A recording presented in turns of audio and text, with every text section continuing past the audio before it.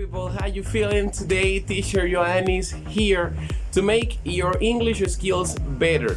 My people, today we have a guest. We have Walkyria Torres, who is the Seattle Mariners Education Coordinator in Dominican Republic. We are going to learn techniques, we are going to hear her experience and all the process and many things that she has to teach us. I hope that you enjoy this interview and you can take advantage of it. Okay, my people?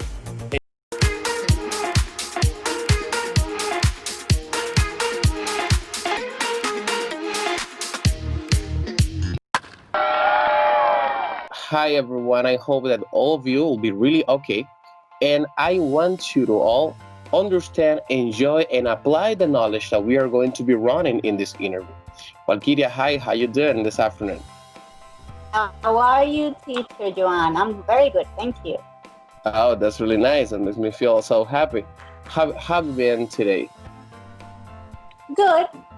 Working a lot, teaching, which is my passion, but so far, so good. Yeah, what do you think about the changes or challenges that we have facing in this time as teachers?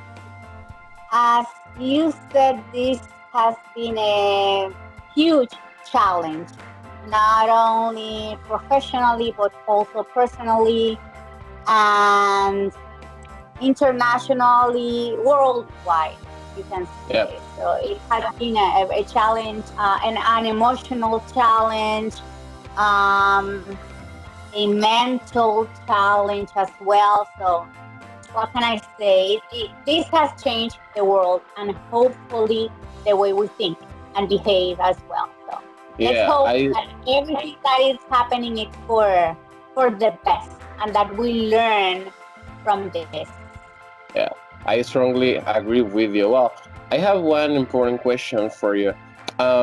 What do you study in college? I study industrial design. Nothing to do with education. That was my passion. I wanted to be a designer. Even though when I was very little, I used to teach my mom's rows and I used to argue with them and call their attention. And by the end of the day, there were no roses on any of the plants of the yard. So, but I always denied my passion for teaching, and I always said I wanted to be a designer because I didn't want to be a teacher because I'm not gonna be hungry. Teaching doesn't pay enough, and I want to have my own house, my own car, and I want to be successful. So no teaching for me. No, no, no. That also happened to me when I was in primary. I used to see the teachers and I had like a reference for them really ugly. And I said, I don't want to be like you, teachers. I don't like you anymore. But now, life changed. And look, where am I now? Look where we are right now. Against our will. No, I'm just kidding. This is my passion for life. But yes, what I studied was industrial design at Intec. Oh, okay, I got to work like for 2 years. I studied actually with a scholarship. I won a scholarship. And then after I graduated, I got to work like for 2 years in an industry that was making furniture. Okay, I understand it. But when do you jump to industrial designer to education? Did you feel it that, okay, I don't like this, I have to do my passion? I kept denying until the end. I was denying that until the end. At 23, I got married and I had my son, my first one, the only one. And like 2 years after, I found myself unemployed without a job. And the school that I studied at was needing at that time an English teacher. So for 2 days, like 4 hours a week, something like that. And one of the nuns found out that I was looking for a job and that I was doing nothing in the morning. So she called me and she said, would you like to work with us at least for 3 months until this school year ends? You know English, and we need an English teacher. It was for elementary. I remember, I believe it was for third grade. And I said, well, I don't know how to teach. Yes. But it helped me a lot to understand that my passion are adolescents and adults, not children. At least not that young. I mean, 6th grade, 7th grade, yes, but that little. So, and I said, okay, I'm not doing anything just for 3 months. Fine. So, at first, it was a mess for me to keep the discipline. Having like 50 kids in one room, learning how to teach as well. I mean, it was quite an experience, but they didn't let me go. After that, the school year ended. I kept looking for a job, and they say, could you stay for a couple of more hours in the morning? And I said, sure, I'm still looking for a job. I need permission to go for interviews anytime I need it. And they said, fine. 2 years, 3 years, every day from 7 to 1, more responsibilities, more classes, different things. Then I got to teach arts, not only English. But I can't just teach English. No, statistics. I was a room teacher, a classroom teacher as well. So they gave me more and more responsibilities. And every time I got an interview, I asked for permission and they said, yes, go ahead. Okay, no problem. After 10 years, I understood that I needed to study education, even though I learned from experience. But I decided to take the postgraduate program because I needed something, a title, at least a degree. Yes, in this country we need to be certified. Exactly, at least in this country. So I took the postgraduate program at Dominican Republic. Okay, and how long did you last doing that? It was for 2 years. 2 years.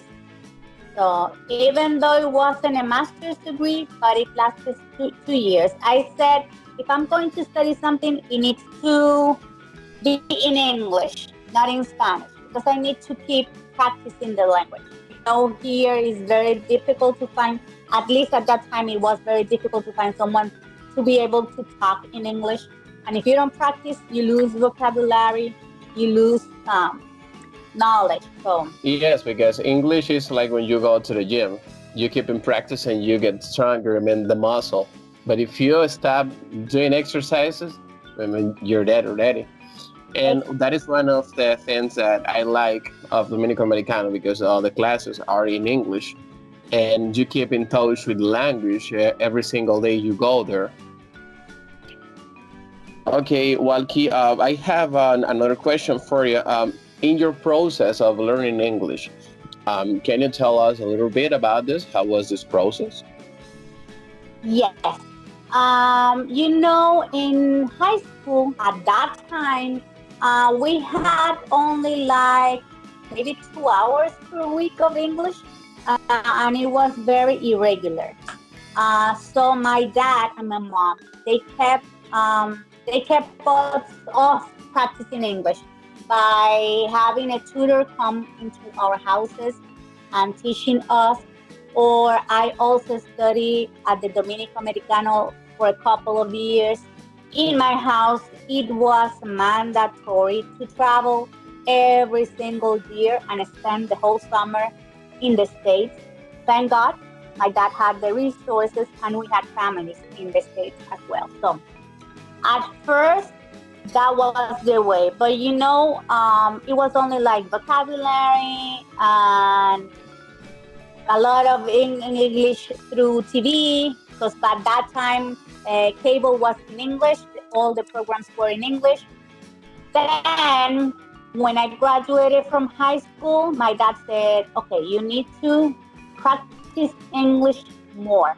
And he sent me to live to the States 1 year with AFS, an American Field Service, which is an exchange program. So I am an AFS, an AFS student. I wanted to go to Germany because I wanted to be a professional ballet dancer, and my dad said no. Then I wanted to go to Brazil because I wanted to learn Portuguese, and my dad said, no, you need to learn English. If I'm going to do this, and I'm going to English is the goal. It's only English. And I said, perfectly. I want to go to Hawaii because I wanted to have fun. And he said, Hawaii? Yes, they speak English over there. I'm going to learn English. And he said, United States. So I got to go to California. I met there a wonderful family, and I spent a whole year. That helped me a lot. I took 12th grade again. I got my high school diploma from the States, and then I came back. After I came back, Carol Morgan was looking for an assistant, so I got a job over there maybe for a year before I started the university. Okay.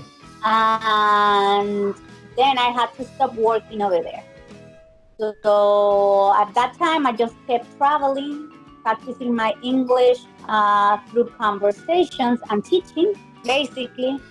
And then in 2010, after I finished my postgraduate program at Dominico, then I won an award from the American Embassy. I won the Fulbright Scholarship. I applied, and thank God I won it. So I got to go for 2 months to the States to an internship and specialize in English as a second language for adolescents and adults. It was actually my passion, and it still is. Those are the ages that I like more. And then after that, I have been traveling. I did my master's degree here at UNIVE, but that was in Spanish. But basically, I just kept talking in English to my friends. My husband speaks English. My son speaks English. He went to AFS as well. So, and by teaching and looking for strategies. The same thing I told everyone, you need to listen to music in English. You need to watch movies and watch TV in English with subtitles in English, because practice makes perfection. Yes, and it's good to hear that, because I see that in your whole process, you have been in touch with real English speakers, and that make really strong your knowledge. Because sometimes when you speak with people, for example, in the Dominican Republic, I know people has an excellent English, but when you have real contact with Native Americans, your English gets stronger, and that's amazing. That's a really nice experience you ever have. Walky, what tough or difficult scenarios do you have when you were in the States at the time you had to talk? Oh, at first, the language, of course. My name, which is very difficult for Americans to pronounce. They call me Kiki, or let me see, Walkie, or Walkie, or my name is very difficult for them to pronounce. Very, very difficult. Or Miss Torres, which I don't like. I don't like titles in front of my name. So, and then the language at first, of course. Learning a new culture, living with someone that I didn't know at first. Going to school, making friends. Basically, that was it. After a couple of months, you start having nightmares in English, you start dreaming in English and thinking in English. And once you stop trying to translate from one language to another, then it becomes easier. So, That makes me remember when I started working in a call centers here in Dominican Republic, and one of my first calls that I took, I was trying to speak English with her, and she told me, "I want to talk with an American," and I told her, "Ma'am, I'm American," and she told me, "Nah, you're not American. I need to speak with your supervisor." Exactly, we are from that continent. We are in the American continent, so. I have a friend who, was taking a call, and the lady told him, "You're not American," and he told her, he got like a warning for that. He told her, "Ma'am, I'm so sorry. Did you go to school? Because I suppose that in the school teach you geography, and America is a continent, and I'm part of the continent." And the lady get mad when she was really angry because I was really rude. And For the customer let me tell you one thing. In 2010, when I went to the States with the scholarship, it was a little bit difficult for me as well because I was with teachers from all over the world. And you know that teachers from the other side of the country, what they speak is British English. And I had teachers that are from India, teachers that are from Egypt, that right now are close friends and wonderful colleagues. Russia, Colombia, Argentina, and trying to adapt my ears to all of those different pronunciations was a little bit difficult for me. So, okay, I have another question for you. What strategies do you recommend to the students to do in order for them to develop their English skills? to look for any activity that it's gonna make it easy for them to learn. Activities and things that they like to do, because that helps with motivation. And for example, watching movies that they have already watched in English with subtitles in English, and take notes of new words, new pronunciations, and things like that. Listen to music in English, watch series in English, things like that. To try to do things that you like in normal life, regular life, and then focus on learning another language. Okay, yeah. Basically, those are the strategies. And always take notes. Motivation has to come from within yourself. It doesn't matter how many things I do as a teacher. If you are not motivated to learn, if you do not know your goal for learning another language, why is it important, and what can you accomplish by knowing another language? Not necessarily have to be English. I could play games, I could look for anything, and it's going to be more difficult for the person to learn. So first, yes, wow. And do your best. The most important thing is you wanting to learn. And then after that,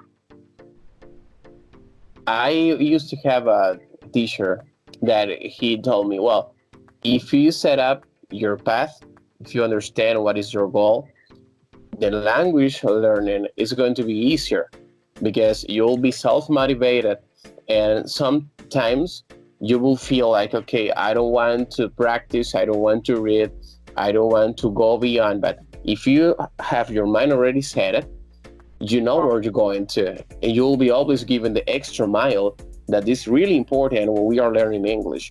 In my experience, I told you that I had days that oh my God, I don't want to even watch a movie. I don't want to do nothing. But we have to give the extra mile and keep working hard. That's one of the goals. That's right. Walkie, let's talk about your nowadays job. What tough scenarios have you ever had over there? Because, well, you work with students who are baseball players, and you know that the background in education is sometimes, I mean, hard for them reality. But how have you been? I mean, how can you transform the English and adapt the English to be attractive for them?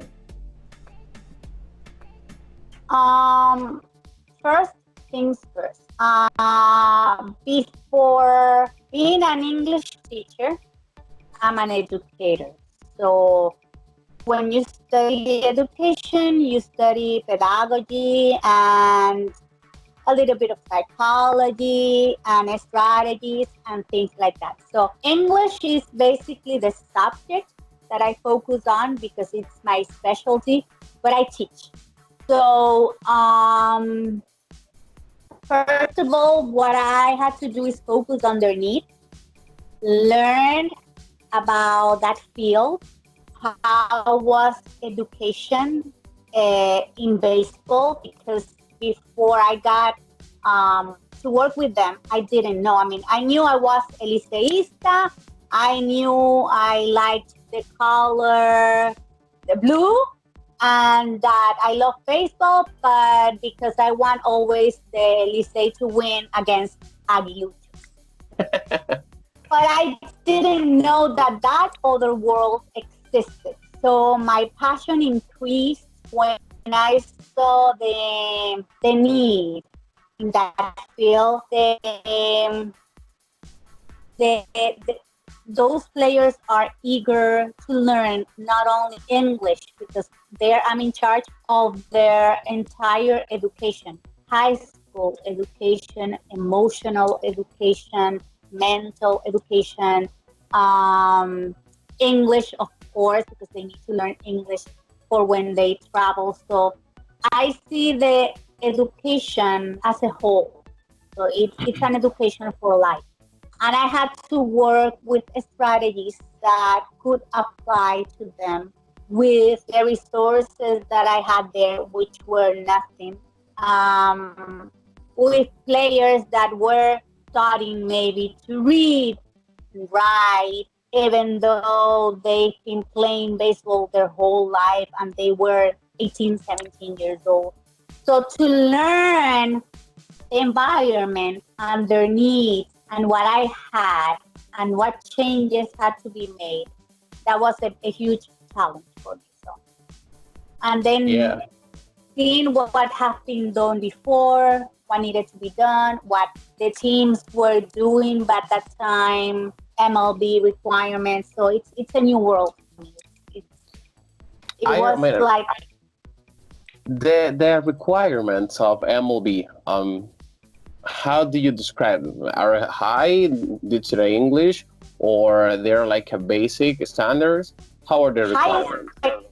high expectations in every aspect because these kids once they are signed, even if it's for minor leagues, they are professionals. They become professionals. That's a job for them. Okay, even if it's their passion, that's their job. And until 2 years ago, education was not important. You could hear a lot of kids saying, yo voy a estudiar béisbol porque yo no tengo que estudiar, los peloteros no tienen que estudiar y yo no quiero ir al colegio, so I'm going to play baseball.